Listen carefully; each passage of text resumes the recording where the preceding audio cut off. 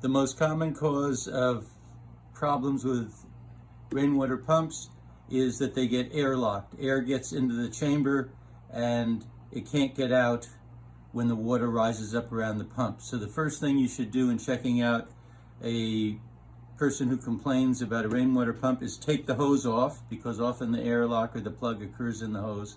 Take the hose off, plug it into the wall, and then turn it upside down like that. You should hear the motor running.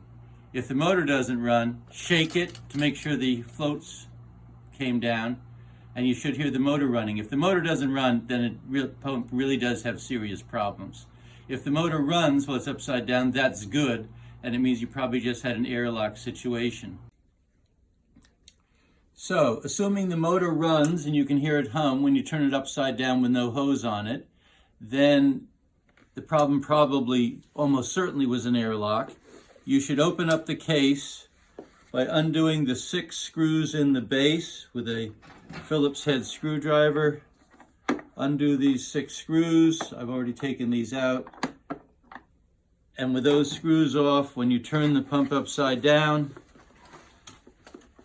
the top of the case should just lift off like that, and you expose the workings of the pump itself. Here's the float switch. You should hear a click as it goes up and down, and the fact that your motor ran means it probably does work properly. The airlock is usually caused by a plug in the vent hole, which is supposed to let air out of the system. The vent hole is right in here near the exit tube of the pump. A small hole that's in there usually gets plugged with pine needles or leaves, won't let the air out of the pump chamber, and that's what the problem with the pump is. So make sure that vent hole is clean by taking a piece of wire, a bent paper clip or anything, and just putting it down through that vent hole to make sure it's clear.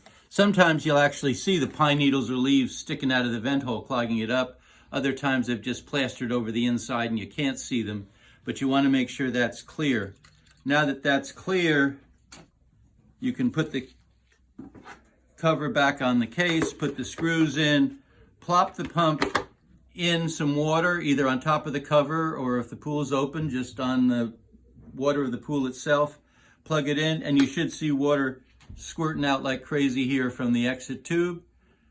Now that you know that the pump works properly, you can put the hose on. If it won't work with the hose, then there's a blockage in the hose.